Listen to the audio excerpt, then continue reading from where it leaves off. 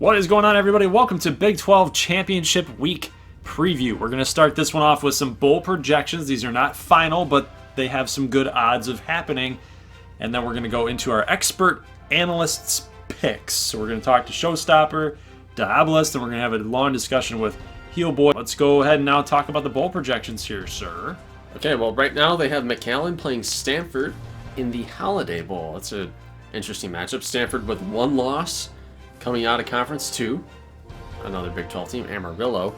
And right now, Minnesota, Odessa State. And what's interesting is that at this late juncture in the season, most of these teams are all done playing. There's only a handful of maybe 12 teams with games left to go.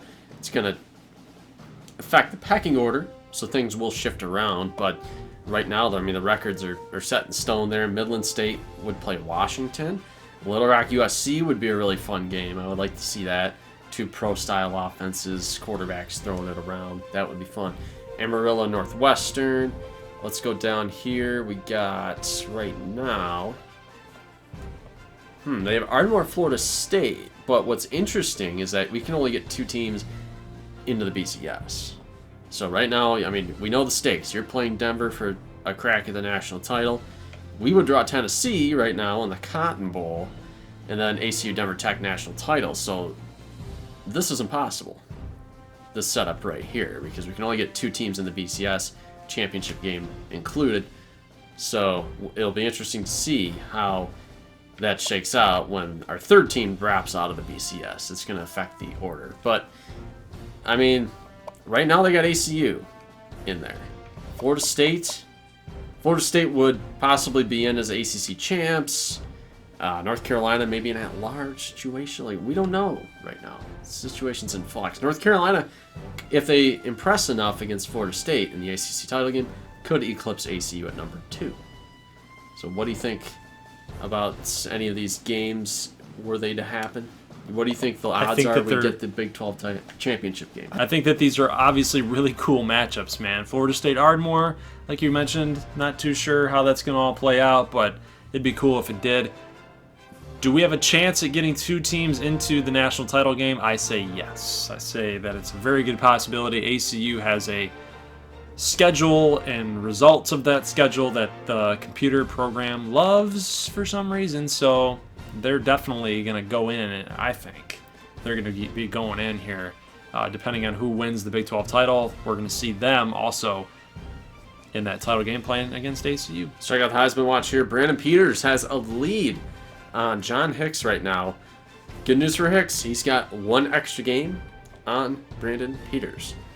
So this will be his moment to shine. If he can score a W against Denver Tech and look halfway decent doing it, he's got to pass over Brandon Peters, in my opinion. I would think so. Yep. If we can get some good rushing yards for him on the ground, and then when we can get some conversions with some touchdowns, that would be great for Hicks. All right, I'm joined by our Big 12 Teambuilder analyst. We have a panel here for you guys, Diabolist and Showstopper. Welcome, guys. We're going to be talking about the Ardmore and Denver Tech big game, Big 12 Team Builder Championship game. Who do you have? First and foremost, let's just talk about who you guys have. Diabolist, who you got in this game? Well, I know that Ardmore won the previous matchup. I'm going to be siding with Denver Tech for the championship this time around, because Ardmore's defense, especially in the past couple weeks, has been pretty suspect. The Little Rock game for sure out on them being able to stop another high-powered offense in Denver Tech. Denver Tech's been playing great football on the flip side, so I think momentum would have the rush, have the advantage here. Give me Denver Tech to capture their third Big 12 title in 4 years. Yes, and that's a very good point, because Little Rock had 261 yards on the ground in that game. Did you see Isaiah Green and Mike Monet just gash them time after time again? Napoleon McQueen is better than both of them. Definitely more agile, more athletic. Showstopper, who you got? I'm probably gonna have to side with Diabolist here when it comes to like who the winner is. Like Ardmore, they're a very talented team. It's just they gotta get back to the foundations of what the past couple weeks and stuff, like early on in the season, and what made John Hicks at the time. I think he's still a Heisman favorite and stuff. But Ardmore's going to have to ground and pound that run game. But it's depending on who the quarterback is. It could be Matovich or Beverly. I think Beverly, if he plays, Ardmore loses. But I think if Matovich plays, I got Ardmore winning. It's one of those, it's like depending on who Tech's quarterback going to be that game. Because statistically, Beverly's just destroyed Ardmore the past couple seasons, but that's who I have winning is Will Tech if he's playing. Beverly's definitely more of a running style of quarterback. Makovich can throw it a lot better than Beverly. That's obviously a very good point. Beverly started the last game. Makovich was out. There's still some questions about his health. You would think, though, that for this big of a game, he would get up, if he would actually try his hardest to get healthy and get out there. Early reports, though, I'll let you guys know, early reports are that Makovich will play, but there is still some questionable status for that. So, do you guys have any sort of X factors? You talked about some game plan that each team is going to try to implement in order to get this W. Obviously, whoever wins this game is going to go to the national title game. It's going to happen. You got the number 1 team in Denver Tech against the number 3 team in Ardmore. And ACU is sitting at home at number 2, not doing anything. They could easily find themselves in the national title game, depending on what happens here. Who's your guys' X factor for each team? For me, if Denver Tech wins, Napoleon McQueen's going to have to be the X factor. He's already a dynamic back and shows incredible strength whenever he runs the ball. He's really hard to take down. To have a monster game, Denver Tech to be able to put Ardmore away. Were to win, I think I can't really pick a specific player. I think the defense as a whole needs to mesh together and be able to get some key stops on Denver Tech's offense. I can't pick out if I was to pick out a specific player, maybe Apollo Warren. It's mostly a whole unit type deal that needs to step up for Ardmore. The defense really needs to the Ardmore defense just needs to stiffen up and just make the key stops when they can, or probably win this game. I feel like the Rush have the advantage here. Yeah, Showstopper, what do you have here? Because just like Diabolist said, number 3 against the run for Ardmore, averaging 125 rushing yards against them, but 266 yards through the air. That's good for 124th. So they are near the bottom. And we talked about throughout the season the youth and the secondary having an issue gelling with each other, kind of like what Diabolist was talking about. Do you agree that Ardmore's defense is going to have to be the X factor for them? I want to say that one of the many X factors, like when it comes to Denver Tech, it's going to have to be McQueen. But my X factor for Ardmore is going to be Jake Wood, yes, the fullback. So statistically last game, he had 11 attempts on the ground for 64 yards.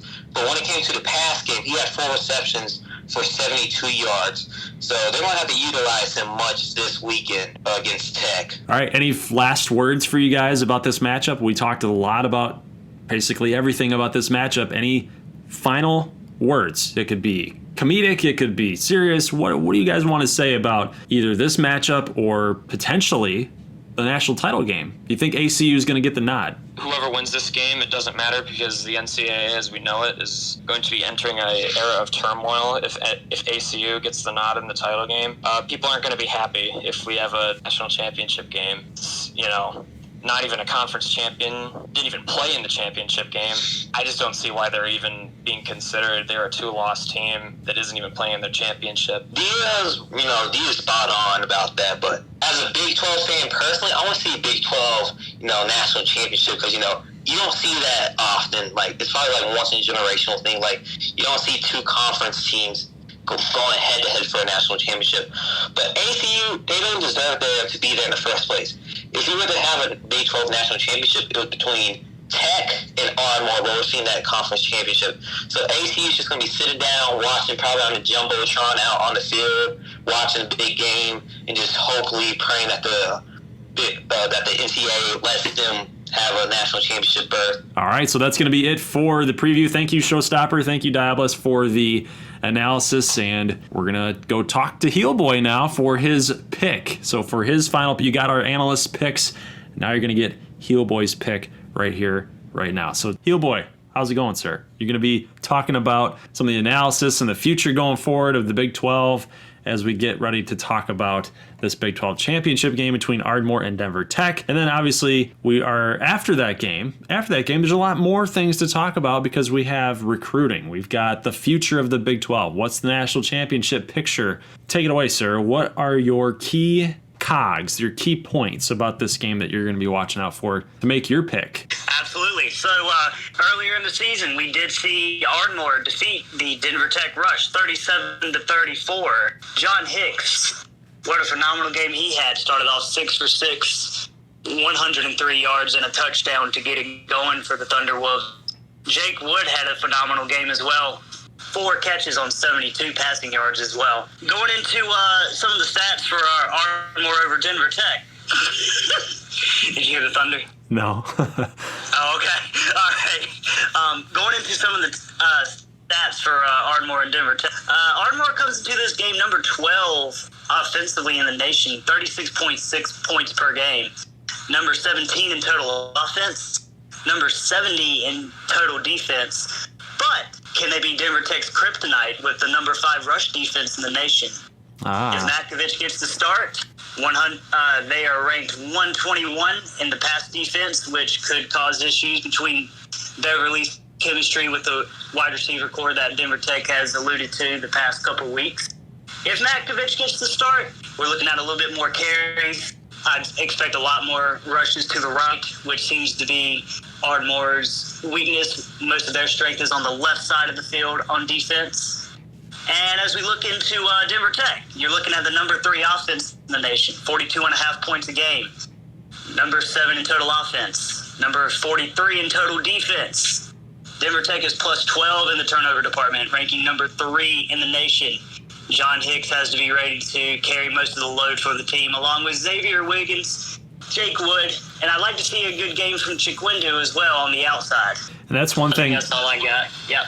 So obviously there's a lot of statistics to look out for, a lot of things to watch out for, but having more of a discussion about the matchup.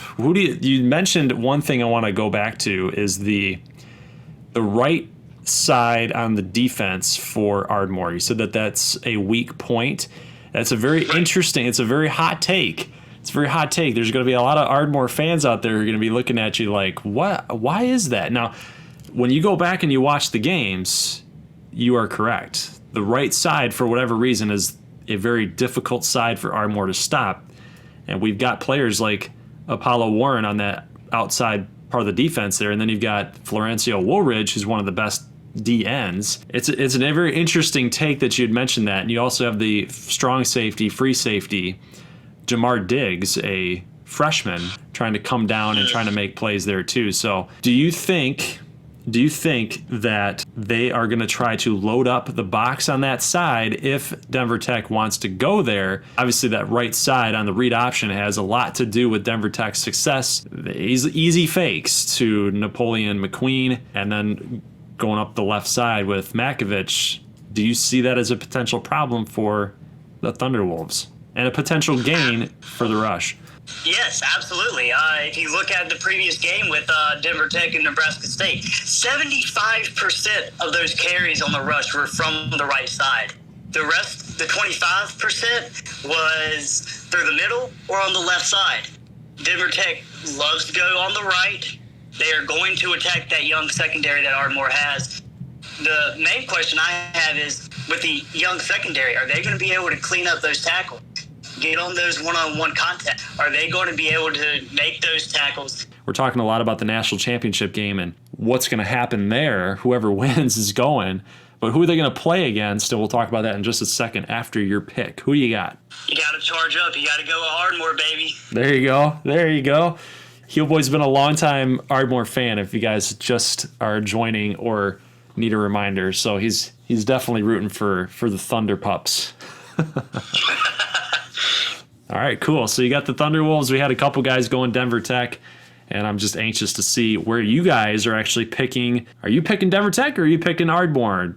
I don't know. We'll have to take a look at the results here after the game goes locked on Saturday night. The game will be at 8 o'clock. So make sure you guys are coming on by. So, all right, so we've talked about that Big 12 championship game. So what are some things now that we are looking forward to in the future for the Big 12? We'll start with the national championship game. The team we were just talking about that are probably most likely going to make it while sitting at home is ACU. They're sitting there at the number 2 rank, and they're sitting pretty because they don't have to do anything, and they are in a prime position to go to the national title game. Most people would see this game right here, Denver Tech and Ardmore, as that national title game. Wouldn't you agree with that? Not so fast, Goldie. Whoa! Here's why. ACU just came off of beating Broken Arrow 45-20.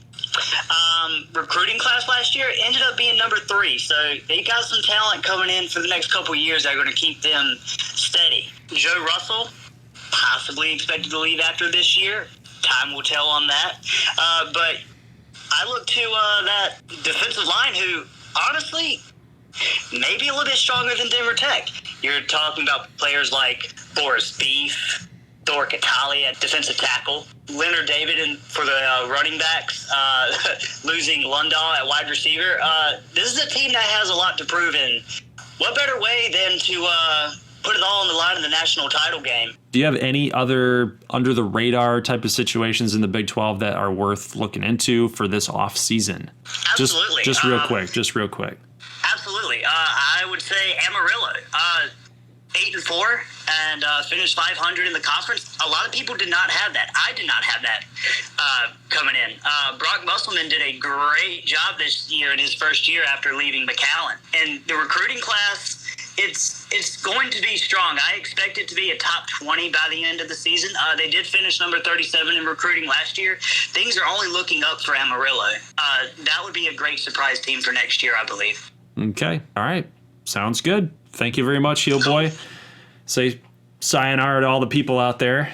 All right, so that's actually going to be it for the analysts and the expert picks and the previews. And then we're going to go now with my brother and I to be talking about a little extra things going forward about this dynasty that you guys might want to take note of. Is there anything else that you want to say, sir, before we log you off? Absolutely. Everybody, make sure you're putting in those picks. This is a big matchup. Probably the biggest one of the series so far outside of the title game with Denver Tech and Texas. So let's all show up. Let's show some love for gold, and let's make this thing a huge splash. Yeah, and by the way, picks are worth 5 points. So if you guys feel like you're out of, it, you could swing right back into the mix. Now remember, if you find yourself at the very end of this whole pick'em game where you're not in the first, second, or third place spots, if you at least made your pick, if you submitted a pick, it doesn't matter if you picked Ardmore or Denver Tech and you got it wrong, or if you got it right, it doesn't matter. If you submitted a pick, I'm going to be taking, of those group of people, one random winner for a random small prize, small team builder prize for the next season. Wow, let's check this out. We're looking at the job security ratings right now, and Todd Orlando on the hot seat because, I mean, look, I know our expectations were down from last year winning the Big 12. Nobody thought that Broken Arrow was going to repeat that feat, but anytime you take over a conference champion and you tank and go 2-10, that's when the haters are going to come out of the woodworks, and that's when you can get canned after you're number 1.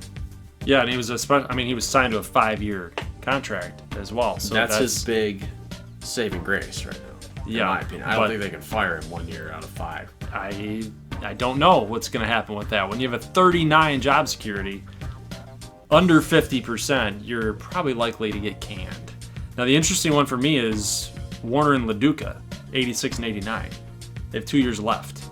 Yeah, we see Bud Warner here, 5-12 versus the top 25. A lot of close losses for Camus over the last 2 years. Camus, in the previous season when they started on a big losing streak, some tight losses there, then they won out the rest of the way. This year, they pick up their first win in conference play, then they lose out. But they had a lot of competitive losses. This team never quit. So right now, we don't think that they're going to be eligible for a bowl game. They're 5-7. They would need some help, and I don't think they're going to get it.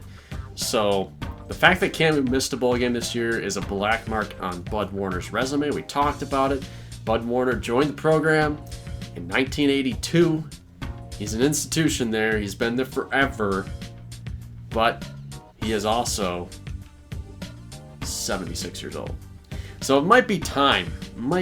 For Bud Warner to move on. He's really contemplating. You know, it's hard to recruit. I mean, what do you think these guys are doing? Like Allison Meadows and Stan Leach and Musselman and Cust. What do you think they're telling these guys? They're like, hey, you gonna go commit to Bud Warner? I mean, you're not gonna be there for the 4 years that you're gonna be there. Yeah, that's part of the thing. Like, that's what's funny about this whole Camus situation is that you've basically had the old coach not have a great first season in this dynasty and then try to implement a new offense, try to keep up with the times. They actually had some success, but then it's, again, now seeping back to that mediocre type of performances from this team. Right. And you start looking at, how long can Bud Warner be innovative? Right. And the that's rumor. the program they're talking about. Hey, he's going to probably they're not going to fire him. He's probably going to end up being like, hey, Bud, please, you gotta go. The rumor is that R.J. Goodman, who's really the brains behind the new offense, has been the coach in waiting for the last few years. Although it's not official.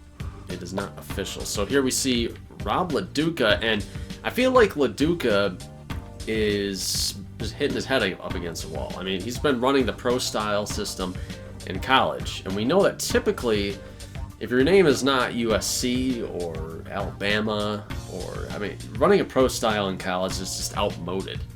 Yep. So you're just outgunned. So I admire LaDuca being a principled holdout of that trend, but I feel like Shreveport just doesn't really have the horses to succeed at a high level running this offense. So LaDuca, he's got the NFL pedigree, and at Shreveport, they don't have a ton of expectations, so he's kind of a name brand sort of guy with a little bit of cachet. So if Shreveport is going to fire him, it's going to be tough. He's sort of like a Chan Gailey type.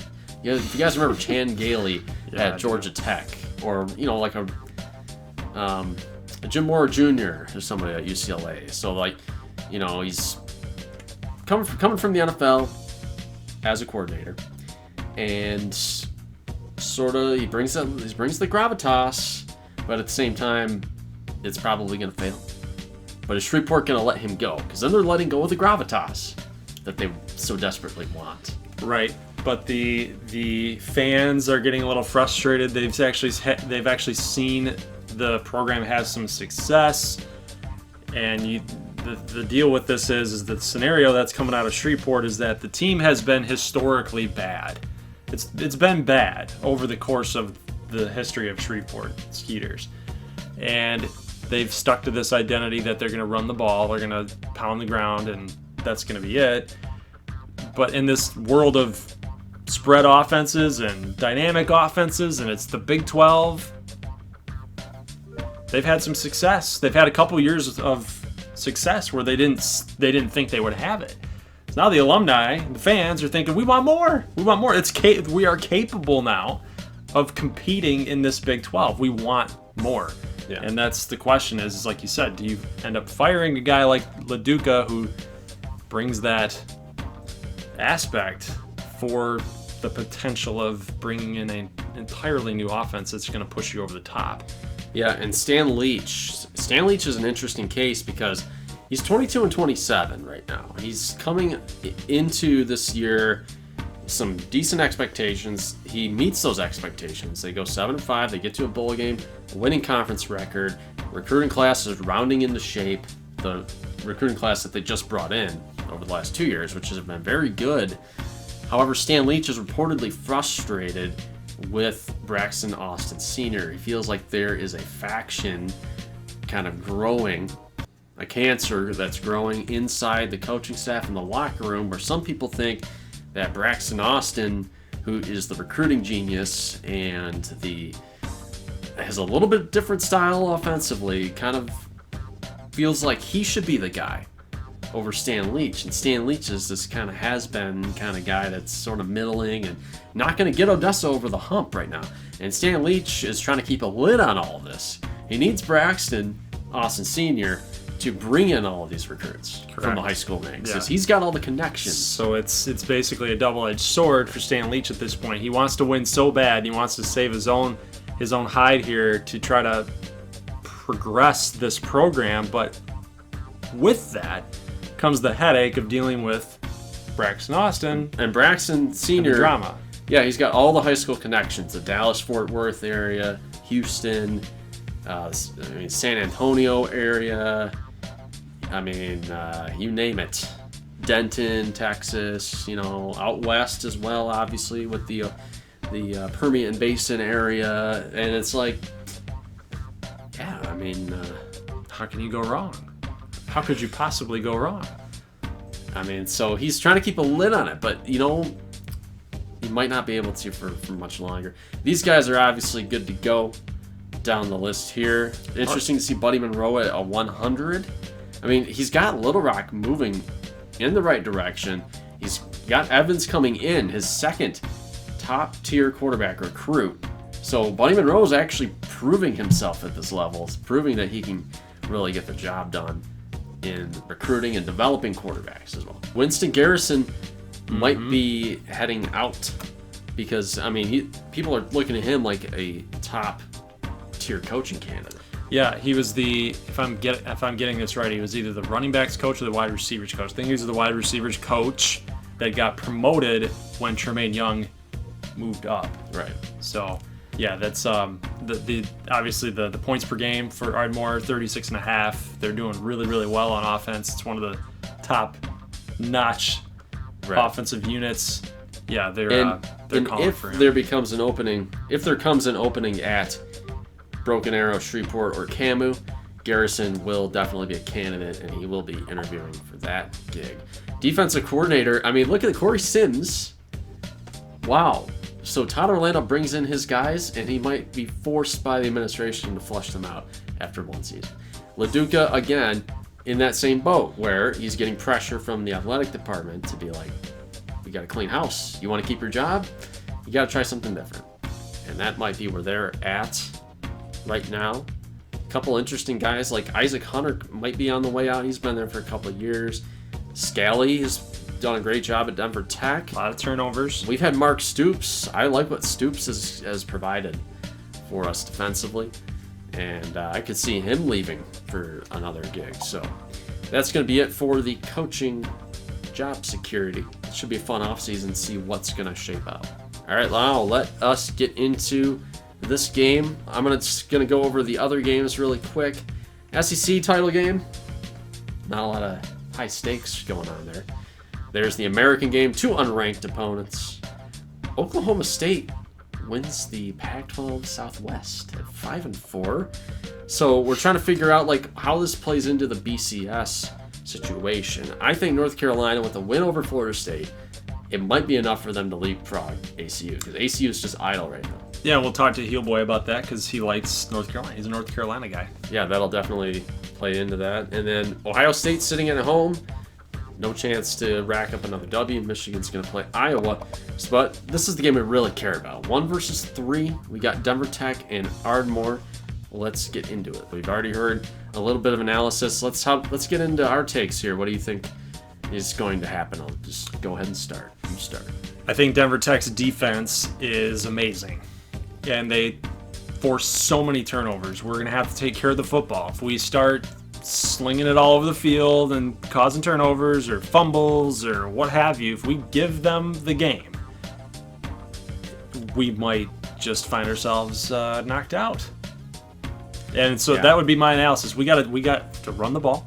We got to take care of the football and just play solid enough defense against Denver Tech, because for whatever reason we have a really, really tough time stopping that read option. I have to be looking for that. And if we can shut that down, we should be okay. Yeah, your rushing offense has been going down weekly, I feel like. You're now down to 90th in the nation. Yeah, that wasn't the case earlier this year. No, we've been throwing it a lot more lately. Right. I do think Denver Tech will get their turnovers. I think it's a matter of your defense stepping up, tackling, playing tight in the secondary. I know you got those young guys out there.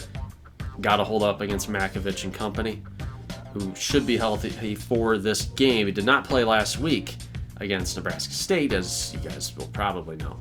I do think that your only chance, as I talked about, will be forcing turnovers of your own to match Denver Tech's opportunistic defense. I think that you will. Whoa. I think Ardmore will get the W. Wow. I'm going to go with Ardmore right here. Okay, all right. So the number 3 Ardmore, you think we're going to get it done? Yeah. We're going to beat Denver Tech for the second time this season. Do you share my confidence? Yes. I have to. I have to pick myself in the Big 12 title game. So that's going to be it for today's preview video for the Big 12 championship game. We will see you back here tomorrow, Saturday, 8 o'clock. It's going to be at the prime time spot for your viewing pleasure. So we will be talking at you guys then. What did you guys think in the comment section? Post those below. What do you think about the Heelboy analysis? Finally being able to hear his voice on these uploads, as well as Diabolist and Showstopper, 2 guys that used to be on the podcast for Sports Desk. Obviously, they have a lot of experience doing that, and they were a good time to have onto the preview show. What do you guys think? Leave in the comment section below. We'll see you tomorrow, 8 o'clock. And get your picks in, because, by the way, it's worth 5 points. 5 points for getting the correct pick. And again, if you are not in it, you're not in the race, first, second, or third, doesn't matter. Make your picks. For those of you guys that do, you'll be entered into a drawing. One random winner will win a small-ish team builder related prize. So we will see you guys tomorrow. Leave a like if you like this thing, and if you're new to this channel, make sure you hit that red button for subscribe or my logo in the bottom right-hand corner. We'll see you guys tomorrow. As always, peace.